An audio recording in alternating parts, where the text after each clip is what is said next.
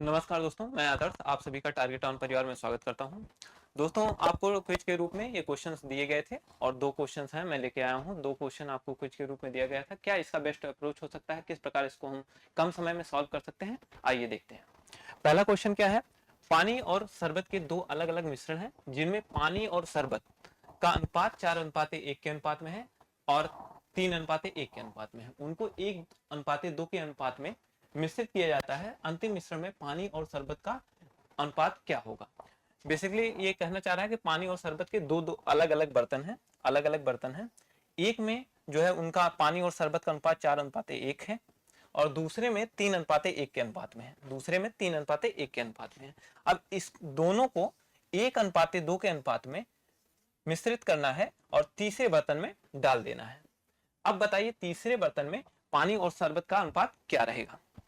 देखिए, सबसे पहले अगर किसी चीज को हमको बराबर मात्रा में या किसी अनुपात में जो है दूसरे बर्तन में डालना है, तो सबसे पहली हमारी अप्रोच ये रहनी चाहिए कि दोनों को हम समान मात्रा में ले लें। दोनों को हम मात्रा समान कर लें। जैसे आपको दे दिया जाए एक 5 लीटर की बाल्टी में कोई शरबत दे दिया जाए और एक 10 लीटर की बाल्टी में आपसे कह दिया जाए कि 1:2 के अनुपात में मिलाइए, तो आपके लिए मुश्किल रहेगा मिलाना। लेकिन आपको अगर कह दिया जाए कि दोनों 5 लीटर की बाल्टी है, एक 5 लीटर की है उसमें भी मिश्रण है और सेकंड वाली भी 5 लीटर की है, तो आपके लिए 1:2 के अनुपात में उनको आपस में मिलाकर तीसरे बर्तन में डालना आसान रहेगा। तो वही अप्रोच हम यहाँ पर लागू करते हैं। पहले इन दोनों के मात्राओं को हम समान कर लेते हैं, उसके बाद इनको हम 1:2 के अनुपात में मिश्रित करते हैं।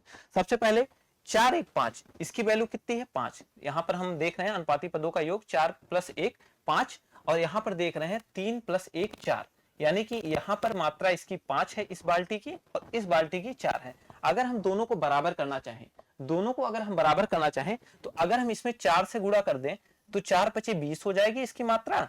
और सेकंड में अगर इसमें हम दूसरी बाल्टी में 5 से गुणा कर दें तो ये इसकी भी मात्रा 20 हो जाएगी। यानी कि इस समय अब दोनों की मात्रा बराबर हो जाएगी। अब हमने प्रोसेस क्या किया, पहले में 4 से गुणा किया, यानी कि 4:1 के अनुपात में है और इसमें हम 4 से गुणा किया हमने, ठीक। और सेकंड में क्या है, सेकंड जो बाल्टी थी उसमें 3:1 के अनुपात में था, 3:1 के अनुपात में था और इसमें हमने कितने से गुणा किया 5 से। अब ये आगे इसको गुणा कर लेते हैं। पहले 4 × 4 = 16, ये होगा 16 अनुपाते 4 1 के 4, 16:4 हुआ, ठीक। और सेकंड में अगर 5 से गुणा करते हैं 5 × 3 = 15 और 5 1 के 5, ये हुआ, ठीक। ये अब दोनों की मात्राएं समान हुई। मात्रा समान होने के बाद इनका अनुपात क्या है ये मिल गया हमको। अब हमसे कहा क्या गया था 1:2 के अनुपात में इनको मिश्रित करना है। पहले का 1 भाग लेना है, दूसरे का 2 भाग लेना है। अब हम इसमें क्या करेंगे, इस वाले रेशियो में 1 से गुणा कर दें क्योंकि 1 हमको बनाना है। इसने कहा था कि 1:2 के अनुपात में लेना है।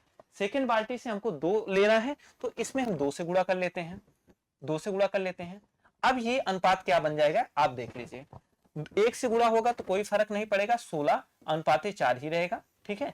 सेकंड की बात करें तो 2 से गुणा हो रहा है, 2 से गुणा होगा तो 15 दूनी 30 हो जाएगा और 2 × 5 = 10 हो जाएगा, यानी कि अब ये अनुपात हो गया। अब दोनों को मिला दीजिए। मिलाने का मतलब क्या है, दोनों को जोड़ दीजिए।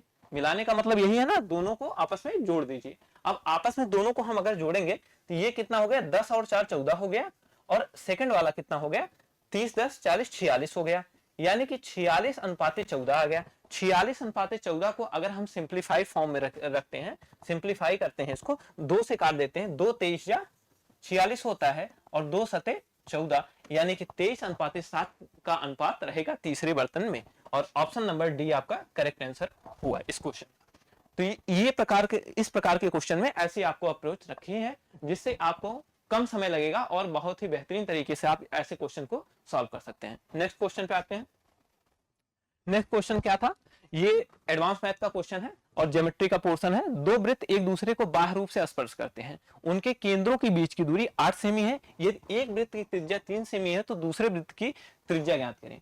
देखिए, ये कहना क्या चाह रहा है, ये आपके पास दो सर्कल है, ठीक है। पहला सर्कल हुआ और दूसरा सर्कल, ये दोनों आपस में ऐसे बाह्य रूप से स्पर्श कर रहे हैं, यानी कि दोनों यहां पर क्या कर रहे हैं, स्पर्श कर रहे हैं। अब इसने क्या कहा, पहले की सेंटर मान लीजिए यहां पे है, दूसरे की सेंटर यहां पे है और कहा क्या, उनके केंद्रों के बीच की दूरी। अगर मान लो ये O है, ये O डैश है, ठीक है। इनके बीच की दूरी अगर देखी जाए तो इनके बीच की दूरी दिया है 8 सेंटीमीटर है।